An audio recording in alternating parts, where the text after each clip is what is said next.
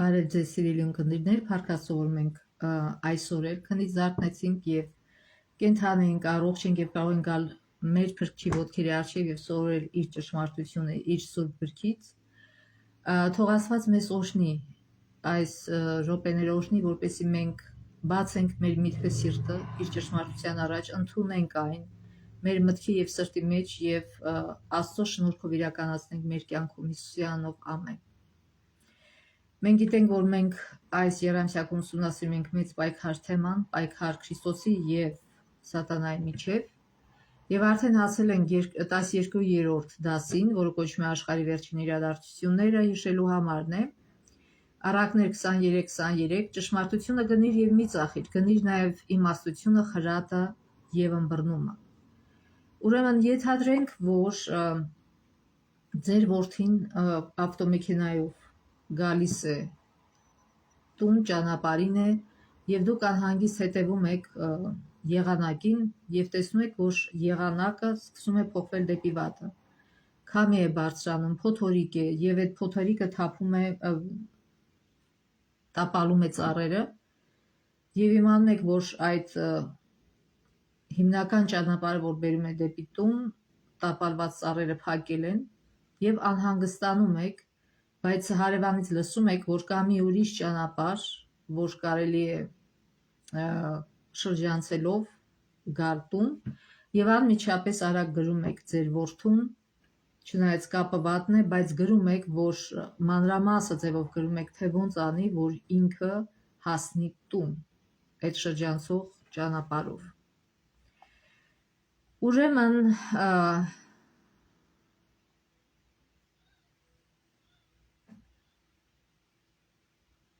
ամեն ինչից առավել Հիսուսը կամենում է մեզ անցկացնել կյանքի փոթորիկների միջով եւ ապահով տուն հասցնել։ Վկայություններ եկեղեցու համար հատոր 8:315 White-ը գրում է. անողոք ու կատաղի փոթորիկ է մոտենում, պատրաստ ենք դիմավորել այն։ Քրիստոսի կյանքի մահվան, հարության եւ երկնային սրբարանում ծառայության նպատակը մեր տուն հասնելը երաշխավորելն է։ Դանիելի եւ Հայտնության գրքերի մարգարեական լուրերն աստվածային ցուցումներ են, ինչպես այդ մայրը գրեց իր որդուն մանրամասն ցուցումները։ Ուրեմն Աստված էլ տվել է մեզ մարգարեություններ, որոնք ցուցումներ են հատկապես վերջին ժամանակների մարդկանց համար,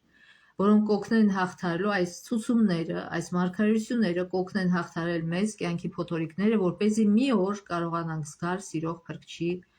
ջերմ գրկախառնումը եւ այսօր կփորձենք բացահայտել, թե ինչ է ասում մարգարեական խոսքը վերջին իրադարձությունների մասին եւ նորովի բացահայտել Քրիստոսի ուժը մեզ երկրի վերջնական պայքարի միջով տանելու եւ տուն հասցնելու համար։ Նորից կարդանք Առակներ 23-23-ը. ճշմարտությունը գնիր եւ մի ծախիր, գնիր նաեւ իմաստությունը, խրատը եւ ըմբռնումը։ Այսինքն առևտուր մի արա, ճշմարտությունը մի թող, մի ծախիր։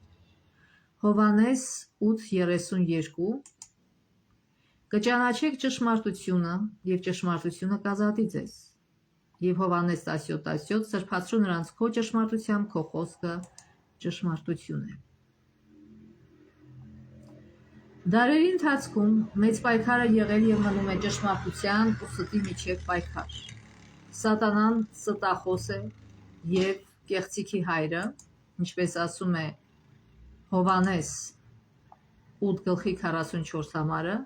Հիսուսն է ողջ ճշմարտության հեղինակը, նա ասաց. ես եմ ճանապարհը, ճշմարտություն ու կյանքը։ Հովհաննես 14:6 Ճշմարտությունը, որը մեզ ազատում է սատանայի մոլորություններից, գտնվում է Աստծո խոսքում։ Ոչ մի այլ տեղ, այլ միայն Աստծո խոսքում։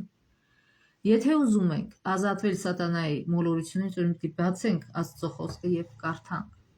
Աստվածաշունչը մերկացնում է սատանայի ռազմավարությունը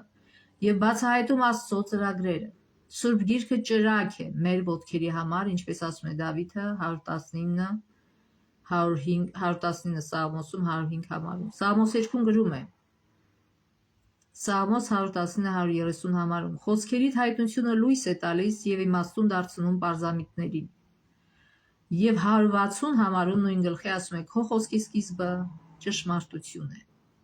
Կարդանք 2 Պետրոս 1:16-16-21 համարները։ Մենք ոչ թե հնարված առասպելներին հետևելով ձեզ ճանաչեցրինք մեր Տեր Հիսուս Քրիստոսի զորությունն ու գալուստը, այլ ականատես եղանք նրա մեծությանը, քանի որ Հայր Աստծուց ստացավ պատիվ ու փառք, երբ մեծավայելուչ փառքից այսպիսի ձայն եկավ իրեն. դա է իմ սիրելի որդին, որն ունի իմ բարեհաճությունը։ Եվ երկնքից եկած այս ձայնը հենց մենք լսեցինք, երբ նրա հետ այն սուրբ լեռան վրա էինք, եւ մարգարեական ավելի հաստատուն խոսքն ունենք, որին եթե անսակ, այսինքն լսեք, լավ կանեք, ինչպես մի ճրագ, որ մութ տեղում լույս է տալիս, մինչև որ օրը լուսանա եւ առավոտյան աստղը ծագի ձեր սրտերում։ Նախ սա իմացեք, որ գրքերի ամեն մարգարեություն իր հատուկ մեկնությունը չունի, որովհետև ոչ մի մարգարեություն մարդկային կամքի համաձայն չի եղել, այլ ներշնչվելով Սուրբ Հոգուց, Սուրբ մարդիկ արժանի եղան Աստծո կողմից խոսելու։ Այսինքն Աստծո կողմից է այս մարգարեությունները տրվել եւ կարող է միայն Աստծո կողմից էլ բացահայտվել կամ պարզաբանվել հենց Սուրբ Խոսքում։ Ոչ մի մարդ չի կարող իր գլխից հնարել ինչ որ բաներ, որ անում են հիմա։ Մենք չենք հետևում հնարովի առասպելների։ Աստծո խոսքի մարգարեությունները լուսավորում են մեր ճանապարհը, նրանք օգնում են, որ ճշմարտությունը տարբերենք կեղծիքից։ Առանց Աստվածաշնչի մենք կմնայինք մարդկային կեղծիքի քմահաճույքին եւ հեշտությամբ կխաբվեինք։ Մեծ պայքար Էջ 593-594։ Այս խոսքերն Աստծո ժողովրդին ուղղում են դեպի Սուրբ Գիրքը, որպես պաշտպանություն կեղծ ուսուցիչներից եւ խավար ոգիների մոլորեցուցիչ գայթակղությունից։ Սատանան դիմում է ամեն տեսակ հնարքների, որ մարդկանց թույլ չտա ձեռք բերել աստվածաշնչյան գիտելիքներ, քանզի դրա հստակ դրույթները բացահայտում են իր խաբեությունները։ Շուտով մենք ականատես կլինենք վերջին մեծ խաբեությանը։ Հակաքրիստոսը մեր աչքի առաջ հրաշքներ է գործելու։ Կեղծիքն այնքան նման է լինելու ճշմարտությանը, որ միայն Սուրբ գրքով հնարավոր կլինի դրանք զանազանել։ Բացի նրանցից, ովքեր իրենց միտքն ամրապնդել են Աստվածաշնչի ճշմարտություններով, ոչ ոք չի կարողանալու կանգնել վերջին մեծ պայքարում։ Յուրաքանչյուրին սպասում է այս քննությունը, ում եմ հնազանդվելու Աստծուն, թե մարդկանց։ Վճռորոշ ժամն արդեն շատ մոտ է։ Ամուր ենք կանգնած Աստծո անփոփոխ խոսքի ժայռի վրա։ Պատրաստ ենք արդյոք պաշտպանելու Աստծո պատվիրաններն ու Հիսուսի հավատը, ինչ գնով էլ լինի։ Երկրպագության շուրջ ծավալվող ապագա ճգնաժամի ժամանակ Աստծո հավատարիմ ժողովուրդը տեղի չի տա աշխարհիկ ճնշումներին։ Հայտնություն 14-12 գլխի մեջ է սա ասում։ Եվ այստեղ է սուրբերի համբերությունը, որոնք պահում են Աստծո պատվիրանները եւ Հիսուսի հավատը ունեն։ Նրանք կկնքվեն Սուրբ Հոգով, ինչպես գրված է Եփեսացիներին 4:30 համարում, եւ չեն տատանվի։ Հնագույն ժամանակներում կնիկները վկայում էին պաշտոնական փաստաթղթերի իսկության մասին։ Դրանք տարբերիչ, անհատականացված նշան էին, քանի որ վերջին պայքարը կենտրոնանում է երկրպագության եւ Աստծո իշխանության վրա, ինչպես բացահայտված է նրա օրենքում, մենք ակնկալում ենք, որ Աստծո կնիքը գտնվում է նրա օրենքում։ Կարդանք Ելից 20 գլխի 8-11 համարները։ Հիշիր հանգստի օրը, սա 4-րդ պատվիրանն է Աստծո օրենքի, հիշիր հանգստի օրը, որպեսզի սուրբ պահես այն։ 6 օր աշխատիր եւ կատարիր քո բոլոր գործերը, բայց 7-րդ օրը քո Տեր Աստծո հանգստի օրն է։ Այսինքն այստեղ մենք տեսնում ենք, որ այստեղ կա կնիքի սեփական տիրոջ անունը, քո Տեր Աստվածը, ասում է քո Տեր Աստծո օրն է։ Նաև կա նրա տիտղոսը, կարդանք, շարունակենք կարդալ։ Ուրեմն քո Տեր Աստծո հանգստի օրն է, դու ոչ մի գործ չանես, ոչ դու, ոչ քո որդին, ոչ քո աղջիկը, ոչ քո ծառան ու աղինը, ոչ քո անասունը, ոչ էլ քո դռանը եղող օտարական։ Օտարականը կարող ասել, չէ, ես չեմ ուզում շաբաթը պահեն, բայց քանի որ օտարականը ապրում է այդ տանը եւ այդ տան օրենքը այն օրենքն է, որ Աստծո օրենքն է, ուրեմն ինքն էլ պիտի պահի շաբաթը, որովհետեւ Տերը 6 օրում ստեղծեց երկինքն ու երկիրը, ծովն ու դրա մեջ բոլոր եղածները, այսինքն մենք այստեղ տեսնում ենք նրա տիտղոսը, ստեղծիչ, ստեղծեց, որը լինում է կնիքի վրա։ Երկինքն ու երկիրը եւ նաեւ այստեղ տեսնում ենք տերիտորիան, որ լինում է կնիքի վրա, այսինքն ստեղծեց ինչ, երկինքն ու երկիրը, ծովն ու դրա մեջ բոլոր եղածները, իսկ 7-րդ օրը հանգստացավ, դրա համար Տերն օրհնեց հանգստի օրը եւ սրբացրեց այն։ Ուրեմն մենք տեսանք,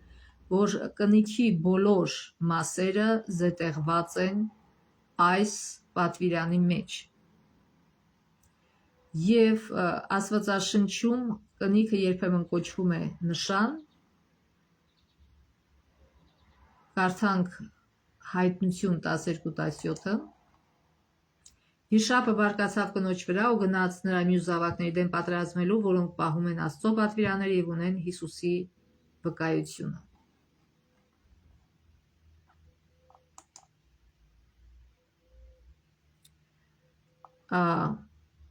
Ուրեմն մենք տեսանք, որ որպես Աստծո նշան կամ կնիկ Աստծո օրենքի հենց սրտում 4-րդ պատվիրանը մեջտեղում է, շաբաթը երկրպագության վերաբերյալ վերջնական հակամարտության կենտրոնում է։ Այսինքն Աստծո օրենքի կնիքը դա 4-րդ պատվիրանն է, որտեղ նշվում է եւ սեփականատիրոջ անունը, Տեր Աստված, եւ նրա տիտղոսը արարիչ, եւ այն տերիտորիան, տարածքը, որ ինքը ստեղծել է եւ տնօրինում է, երկինքն ու երկիրը, ծովն ու դրա մեջ բոլոր եղածները։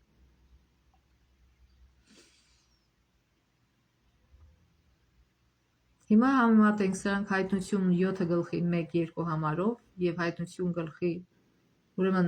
կարդանք Հայտնություն 7:1-2։ Դրանից հետո տեսա 4 հրեշտակների, որոնք կանել են երկրի 4 անկյուններում եւ երկրի 4 քամին բռնած, որպեսզի երկրի վրա քամի չփչի,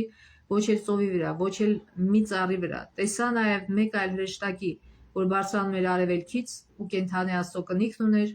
նա բարձրաձայն աղաղակեց այն 4 հրեշտակներին, որոնց երկրին ու ծովին վնասելու իշխանություն էր տրվել։ Աղաղակում է եւ ասում, որ վնաս չտակ, մինչեւ Աստծո կնիքը դրվի իր ծառաների ճակատին։ Եվ նաեւ կարդանք 14 գլխի, Հայտնություն 14 գլխի առաջին համարը, տեսա Հագարը, կանացր Սիոն սարի վրա, նրա հետ էլ 144,000 հոգի, որոնք իրենց ճակատներին ունեին գրված նրա անունը եւ նրա հոր անունը, այսինքն ունեին կնիքը։ Եվ համեմատենք այս երկու համարները Հայտնություն 13 գլխի 16-17 համարների հետ, եւ բոլորի փոքրերի ու մեծամեծների, հարուստների եւ աղքատների, ազատների ու ծառաների այս ձեռքին կամ նրանց ճակատին դրոշմ էր դնում, որպեսզի ոչ ոք չկարողանա գնել կամ վաճառել, բացի նրանից, ով գազանի անվան դրոշմը կամ նրա անվան համարն ունի։ Ուրեմն կա Աստծո կնիկ եւ կա գազանի դրոշմ։ Իմիջիալոց դրոշմը դնում են ստրուկների վրա, այսինքն սատանան ստրկացնում է մարդկանց, երբ որ ստրկացնում է նրանց իրենց մեղքերի միջոցով։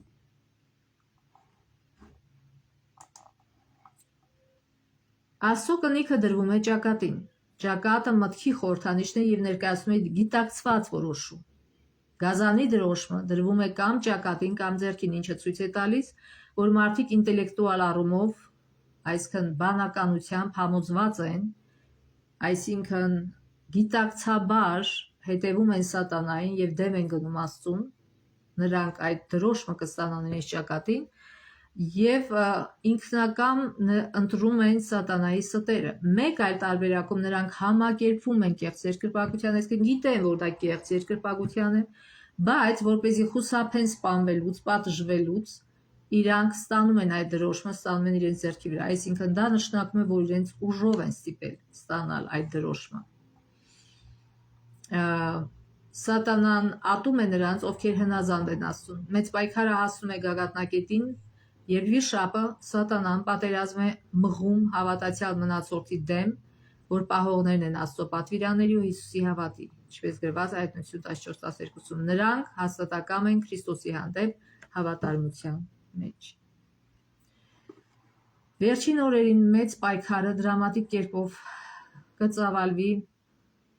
երկրպագության շուրջ։ Մենք երկրպագում ենք Արարչին, թե Գազանին ու նրա պատկերին։ Միջին տարբերակ չկա։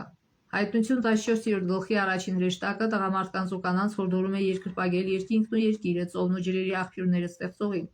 Հայտնություն 14 գլուխ 7 համար։ Երրորդ հրեշտակը ի պաշտպանություն երկնքի կոչի բացահայտում է Գազանին երկրպագելու սարսափելի հետևանքները։ Հայտնություն 14-10 նա Աստծո ցածման գինուց պիտի խմի, որ անխառն լցված է նրա բարկության բաժակի մեջ։ Անխառն, այսինքն անխառն Աստծո ողորմության հետ։ Աստծո բարկությունը միշտ խառնված է եղել իր ողորմության հետ, բայց այս վերջին ժամանակում, քանի որ մարդիկ արդեն փորձության ժամկետը փակվելու է, արդեն ողորմություն խառնած չի լինի, անխառն կլինի բարկությունը։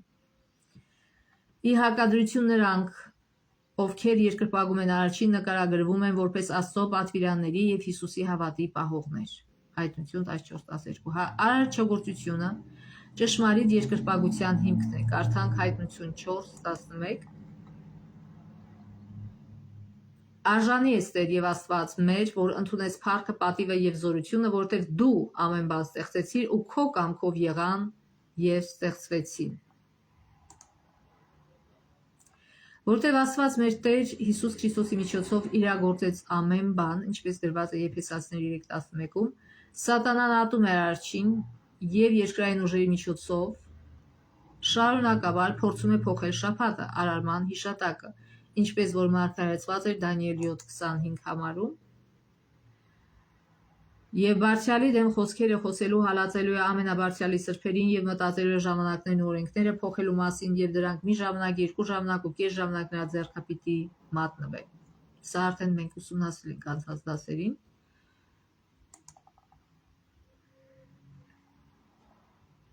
Աստծո օրենքի շուրջ գալիք պայքարը կենտրոնանում է իշխանության վրա։ Եթե Սատանան կարողանա վերացնել շաբաթ օրվա երկրպագությունը, նա կհայտարարի, որ իր իշխանությունը ավելի մեծ է, քան Աստծո իշխանությունը։ Դա անելու համար Սատանան կփորձի ողջ աշխարհին համոզել կամ ստիպել, որ ընդունի կեղծ շաբաթ օրը։ Որքան էլ դժվար է տեսնել, թե ինչպես է դա տեղի ունենում, ինչպես մենք նախկինում նշել ենք, աշխարհը կտրուկ փոխվում է։ Դրան ապացույց 2020 թիվը, երբ COVID-19 ճգնաժամ եղավ, եւ դա մեզ ցույց տվեց, որ մեկ գիշերվա ընթացքում մեր աշխարհը կարող է բոլորովին այլ դառնալ։ Թեև չգիտենք այն մանրամասները, որոնք տանում են դեպի Գազանի նշանը, դա այնքան էլ դժվար չէ պատկերացնել։ Աշխարհը շատ անկայուն է եւ այժմ արկա զարմանալի տեխնոլոգիաների շնորհիվ այն, ինչի մասին նախազգուշացնում է Աստվածաշունչը, իսկապես կարող է իրականանալ ավելի արագ, քան մենք կարող ենք պատկերացնել։ Կարդանք Հայտնություն 13 գլխի 13-ից 17 համարները։ Կարդանք սկսած 11 համարից։ Տեսա մի ուրիշ Գազանի, որ ելնում էր երկրից, նա գարան նման երկու եղջյուր ուներ, բայց վիշապի պես էր խոսում։ Անցած դասերին մենք ասեցինք ով է այս Գազանը։ Նա առաջին Գազանի ամբողջ իշխանությունը գործադրում էր նրա արչև ու երկիրն ու նրա բնակիչներին երկրպագել էր տալիս առաջին Գազանին, որի մահացու վերքն առողջացել էր։ Այսինքն այս երկրորդ Գազանը, այս երկրորդ երկիրը ստիպում էր, որ երկրպագեն առաջին Գազանի։ Եվ մեծ նշաններ էր գործում երկնքից կրակի իջեցնում երկրի վրա մարդկանց առաջ, մոլորեցնում էր երկրի վրա բնակվողներին, այն նշաններով, որ նրան էին տրվել գործելու Գազանի առաջ, ասելով երկրի բնակիչներին, որ պատրաստեն այն Գազանի պատկերը, որ սրի վերք ուներ եւ ապրեց։ Նրան իշխանություն տրվեց Գազանի պատկերին շունչ տալու, որպեսզի պատկերը խոսի եւ գործի, իսկ ովքեր Գազանի պատկերին չերկրպագեն, սպանվեն։ Եվ անցած դասին մենք ուսումնասիրեցինք, թե ով է այդ եւ երկրորդ Գազանը եւ առաջինը։ Եվ բոլորի փոքրերի ու մեծամեծների, հարուստների ու աղքատների, ազատների ու ծառաների աջ ձեռքին կամ նրանց ճակատին դրոշմ էր դնում, որպեսզի ոչ ոք չկարողանա գնել կամ վաճառել։ Այսինքն այդ երկրից, այդ երկրորդ Գազան այստեղ այդ երկրից է լինելու, սկսելու այս սպառնալիքը գալու, այս հալածանքը, այսինքն տնտեսական բոյկոտ է լինելու, չեն թույլ տալու, որ կարողանան գնել կամ վաճառել, բացի նրանից, ով Գազանի անվան դրոշմը կամ նրա անվան համարն ունի։ Այստեղ իմաստությունով միտք ունի թող հաշվի գազային թիվը, որը մարդու թիվը եւ նրա թիվը 666 է։ Ուրեմն նրանք, ովքեր հավատարիմ են Քրիստոսին եւ չեն ենթարկվում գազային նրապատկերին, կենթարկվեն տնտեսական պատիժների ու մահվան սպառնալիքի, մարդկությունը մնում է այն, ինչ միշտ եղել է, կաշառված, իշխանության քաղցող տարված ու դաժան։ Որքան էլ չիմանանք, թե կոնկրետ ինչպես կզարգանան վերջին իրադարձությունները, այնքան էլ բարդ չէ պատկերացնել վերջին ժամանակի հալածանքները։ 20 թիվը ցույց տվեց դա։ Թեև ամբողջությամբ գրված է այլ համատեքստում, Հովհաննես առաքյալի այս խոսքերն ամեն ինչ ասում են։ Խոսելով Հիսուսի մասին, Հովհաննեսը գրում է Հովհաննես 2:25. Եվ կարիք չկար, որ մեկը մարդու մասին վկայեր, որտեղ ինքը գիտեր ինչ կա մարդու մեջ։ Կարդանք Հովել գրքի 2-րդ գլխի 21-ից 24 համարները։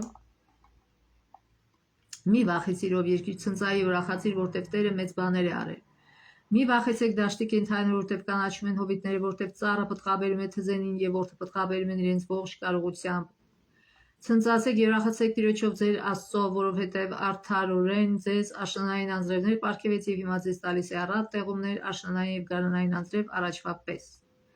Եվ կալերը կլցվեն ցորենով, տակառները կհորդեն գինով ու յուղով։ Այսինքն հիմա մենք ունենք ռոռոկման համակարգեր, բայց այն ժամանակ Իսրայելում կախված էին Աստծո ողորմությունից, այսինքն Աստված երկու անգամ տարվա մեջ անձրև էր տալի, մեկը աշնանը, որպեսզի սերմերը աճեին, դա կոչվում էր առաջին անձրև, եւ վերջին անձրևը, երկրորդը տալիս էր գարնանը, որպեսզի բերք աճի։ Եվ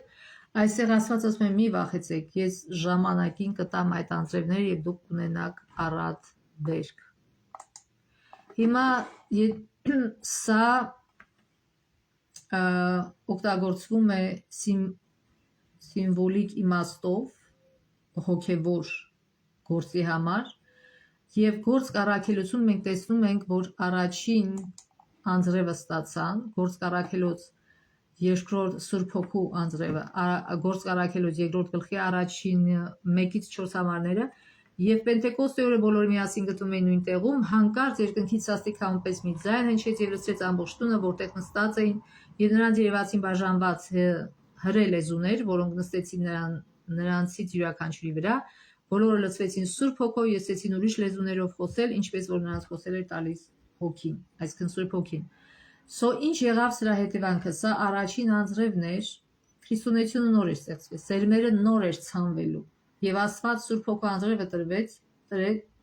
տվեց, որպեսզի այդ սերմերը ցանվեն, աճեն, զարգանան, եւ իրոք դա տեղի ունեցավ 41-ից մինչև 47 համարը, որ կարդանք նույն գլխի երկրորդ գործ կառաքելոց, հետևանքներն է ցույց տալի դրանք։ Ովքեր նրա խոսքը հոժարությամբ ընդունեցին, մկրտվեցին, եւ այդ օրը նրանք 3000 հոգով ավելացան։ Ջերմեռանդորեն հետևում էին առաքյալների ուսուցմանը, հաղորդությանը, հացի բերմանը եւ աղոթքներին։ Նրանք բոլորը վախով էին համակված, որտեղ առաքյալների միջ, այսինքն երկյուղով, որտեղ առաքյալների միջոցով շատ հրաշքներ ու նշաններ էին կատարվում, բոլոր հավատացյալները նույն տեղում էին համախմբվում եւ նրանց ողջ ունեցածն ընդհանուր էր։ Նրանք վաճառում էին իրենց ունեցվածքն ու կալվածքները եւ բաժանում էին բոլորին, ով ինչի կարիք ունենար։ Ամեն օր տաճարում էին համախմբվում, իսկ հացի բեկումը տներում էին կատարում ուրախությամբ եւ պարզ սրտով իրենց կերակուրը ճաշակելով։ Օրհնում էին Աստծուն եւ ամբողջ ժողովրդի մեջ սեր ու հարգանք էին վայելում, իսկ Տերը նրանց խմբում փրկվածների էր ավելացնում ամեն օր։ Ուրեմն առաջին անձրևը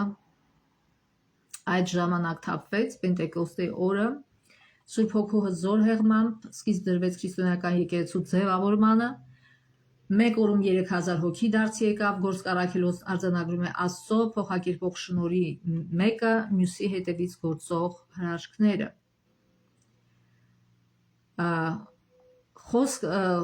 Գործ կառաքելոց 4 գլուխ 4 համար։ Խոսքը լսողներից շատերը հավատացին եւ հավատացյալների թիվը շուրջ 5000 եղավ։ Ընդամենը 120 հավատացյալ հավաքվել էր աղոթելու, սակայն աղոթքը կտրուկ փոփոխություն բերեց։ Եկեղեցին արագորեն համալրվեց հազարավոր հավատացյալներով, նույնիսկ քահանաներից շատերն էին հնազանդվում հավատին, ինչպես գրված է Գործք առաքելոց 6:7 համարում։ Երբ Երուսաղեմում աշակերտները դաժան հալածանքների էին ենթարկում, նրանք շրջում էին Աստծո խոսքն ավետարանելով, ինչպես գրված է Գործք առաքելոց 8:4 համարում, եւ եկեղեցիներ հիմնվեցին ամբողջ Յուդայում, Գալիլեայում եւ Սամարիայում։ Գործք առաքելոց 9:31-ում է գրված, կարդանք. Բայց եկեղեցին ամբողջ Յուդայում, Գալիլեայում եւ Սամարիայում խաղաղության մեջ էր հիմնավորվելով եւ Տիրոջ երկյուղով ընթանալով Սուրբ Հոգու մխիթարությամբ աճում էր։ Իր դարձից հետո Պողոս առաքյալը Քրիստոսի մասին քարոզեց համայն միջերկրածովյան տարաշրջանում, Թեսաղոնիկեում ավետարանին հակառակվող որոշ հրեաներ այս ապշեցուցիչ հայտարարությունն արեցին։ Գործք առաքելոց 17:6 Սրանք, որ աշխարհը տակնու վրա են արել, այստեղ են հասել։ Դա Սուրբ Հոգու զորությամբ էր, որ աշակերտները համեմատաբար կարճ ժամանակում մուտք գործեցին այն ժամանակվա հայտնի աշխարհը։ Առաջին անձրևի մասին Հովել մարգարեի կանխատեսումը կատարվեց Պենտեկոստեի օրը, սակայն վերջին անձրևն ավելի մեծ ուժով կտեղա երկրի վերջնական հունձքը պատրաստելու համար, այսինքն Քրիստոսի գալուց առաջ աշխարհի վերջից առաջ։ Կարդանք Զաքարիա 4:6 Եվ նա պատասխանեց եւ ասաց ինձ. Սա Տիրոջ խոսքն է զորաբավալին, որ ասում է. ոչ թե զորությամբ եւ ոչ էլ ուժով, այլ իմ հոգով, ասում է Զորքերի Տերը։ Ուրեմն քարոզչությունը, ավետարանչությունը կատարվում է ոչ թե մարդու զորությամբ, ոչ թե մարդու ուժով, այլ Սուրբ Հոգու զորությունով։ Եվ կարդանք նաեւ Զաքարիա 10:1 համարը. Տիրոջից խնդրեք գարնանային ուշացած անձրև, Տիրոջից, որ ամպրոպ է առաջացնում, եւ նա անձրևի տարապ կտա նրանց եւ յուրաքանչյուրին բուսականություն դաշտում։ Այսինքն աշխարհի վերջում հավատացյալները պետք է խնդրեն այս վերջին անձրև, որ Աստված տա, որպեսզի Սուրբ Հոգու զորությունով ամբողջ աշխարհը լուսավորվի Աստծո ճշմարտությամբ։ Կարդանք Օվսե 6:3-ը նաեւ Ճանաչենք եւ հետամուտ լինենք ճանաչելու Տիրոջը, արշալույսի պես ստույգ է նրա ելքը, եւ նա անձրևի պես պիտի գա մեզ, գարնանային անձրևի պես, որ ոռոգում է երկիրը։ Նաեւ կարդանք Հակոբ 5:7-ը Արդ եղբայրներ, մինչև Տիրոջ գալուստը համբերող եղեք։ Ահա մշակը համբերությամբ սպասում է հողի պատվական պտղին, մինչև առաջին ու վերջին անձրևը ստանա, դուք էլ համբերատար եղեք, ձեր սրտերը ամրացրեք, որովհետև Տիրոջ գալուստը մոտեցել է։ Առաջին եւ վերջին անձրև եզրույթները վերցված են Իսրայելի հյուսքի շրջան, ինչպես արդեն ասեցի։ Առաջին անձրևը գալիս էր աշնանը սերմը ծլեցնելու համար, վերջին անձրևը տեղում էր գարնանը բերքը հասունացնելու համար։ Սա նկարագրում է Սուրբ Հոգու աշխատանքը ավետարանը հռչակելու գործում։ Մեծ պայքար Էջ 611-612 Ինչպես առաջին անձրևը տրվեց ավետարանի հռչակման սկզբում Սուրբ Հոգու հեղման միջոցով, որպեսզի թանկագին սերմը ծիլ տա, այնպես էլ վերջին անձրևը կտրվի ավարտին, որպեսզի հունձքը հասնի։ Ավետարանի մեծ գործը կավարտվի Աստծո զորության ոչ պակաս դրսևորմամբ, քան երբ այն սկսվեց։ Մարգարեությունները, որ կատարվեցին առաջին անձրևի ժամանակ, ավետարանչության սկզբում կրկին կկատարվեն վերջին անձրևի ժամանակ, ինչպես որ մարգարեցել է Հովելը, դրանք կկատարվեն։ Կարդանք Հայտնություն 18:1-4 համարները։ Դրանից հետո տեսա երկնքից իջնող մի ուրիշ շեշտակի, որ մեծ իշխանություն ուներ եւ երկիրը նրա փառքից լուսավորվեց։ Նա բարձրաձայն ուժգին աղաղակեց եւ ասաց. Անկավ մեծ Բաբելոնը, դարձավ դևերի բնակավայր, արգելանոց բոլոր պիղծ հոգիների եւ վանդակ բոլոր անմաքուր ու ատելի թռչունների, որտեղ նրա պոռնկության թունդ գինուց խմեցին բոլոր ազգերը եւ երկրի թագավորները նրա հետ պոռնկացան ու երկրի վաճառականները նրա զեղության զորությունից հարստացան։ Երկնքից մի ուրիշ ձայն լսեցի, որ ասում էր. դուրս ելեք դրա միջից, իմ ժողովուրդ, որպեսզի դրա մեղքերին մասնակից չլինեք ու դրա պատուհասները չընդունեք։ Եվ նաև կարդանք Ամբակում 2-րդ 14 Որովհետև երկիրը պիտի լցվի Տիրոջ փառքի գիտությամբ, ինչպես որ ջրերն են ծածկում ծովը։ Եվ Մատթեոս 24:14 Եվ արքայության այս ավետարանը քարեզվելու է ամբողջ աշխարհով որպես վկայություն բոլոր հեթանոսների, եւ այդ ժամանակ գալու է վերջը։ Ուրեմն Բաբելոնի անկումն ավետող հրեշտակը մեծ իշխանություն ունի, ինչպես եւ հայտնություն 14 գլխի հրեշտակներ, այս հրեշտակը ներկայացնում է մարդկային լրաբերներին։ Այս հրեշտակը բացահայտում է Աստծո փառքը, որն այնքան լիառատ է, որ լուսավորում է ամբողջ երկիրը։ Նոր կտակարանում իշխանություն ոչ թե ինքը հրեշտակն է ասելու, այլ մարդիկ Սուրբ Հոգով լցված ավետարանելու են եւ ողջ աշխարհը կլուսավորվի ճշմարտության լույսով։ Ուրեմն հրեշտակը բացահայտում է Աստծո փառքը, որն այնքան լիառատ է, որ լուսավորում է ամբողջ երկիրը։ Նոր կտակարանում իշխանություն կամ ուժ համարվող հունարեն բառը էքսուզիա բառն է։ Այն հաճախ է վերաբերվում Քրիստոսի հաղթանակին դժոխքի իշխանությունների եւ զորությունների հանդեպ։ Հիսուսն այս բառն օգտագործում է Մատթեոսի ավետարանում իր աշակերտներին ուղարկելու համատեքստում։ Մատթեոս 10:1 համարում Հիսուսն իր աշակերտներին իշխանություն է տալիս դժոխքի իշխանությունների եւ զորությունների հանդեպ։ Նա նրանց ուղարկում է աստվածային զորությամբ, որպեսզի հաղթեն չարի եւ բարի միջև մղվող ճակատամարտում։ Մատթեոս 28 գլխում նա եւս մեկ անգամ ուղարկում է նրանց ասելով, որ իրեն է տրված ամեն իշխանություն երկնքում ու երկրի վրա, որով էլ նրանց պատվիրում է գնալ աշակերտ դարձնել բոլոր ազգերին։ Մատթեոս 28:18-19։ Սուրբ Հոգու զորությամբ լցված, առաջ շարժվելով կենդանի Քրիստոսի իշխանությամբ, ով իր կյանքով եւ մահով հաղթեց դժոխքի իշխանություններին եւ զորություններին, նոր կտակարանյան եկեղեցին երկիրը լուսավորեց Աստծո փառքով։ Մենք դա գիտենք։ Մի քանի տարիների ընթացքում աշակերտները ավետարանը հռչակեցին այն ժամանակ հայտնի աշխարհին, ինչպես գրված է Կողոսացիներ 1:23, կարդանք այդ համարը, որպեսզի հավատի մեջ հիմնավոր ու հաստատուն մնաք առանց կտրվելու ավետարանի հույսից, որ լսեցիք, որ երկնքի տակ եղող բոլոր արարածներին քարոզվեց եւ որին ես Պողոսը սպասավոր դարձա, այսինքն այն ժամանակվա բոլոր հայտնի աշխարհին քարոզվեց Աստծո լուրը։ Ժամանակի վերջում Սուրբ Հոգին կհեղվի աննախադեպ զորությամբ եւ ավետարան արագորեն կտարածվի մինչեւ աշխարհի ծայրերը։ Հազարավոր մարդիկ մեկ օրում դարձի կգան եւ Աստծո շնորհն ու ճշմարտությունն իրենց ազդեցությունը կթողնեն ամբողջ մոլորակի վրա։ Այս ձևով աշխարհը կնախազգուշացվի եւ ավետարան ու նրա առաջարկած հույսը կտարածվեն աշխարհով մեկ, կարդանք Մեծ պայքար Էջ 611-612 էջերը։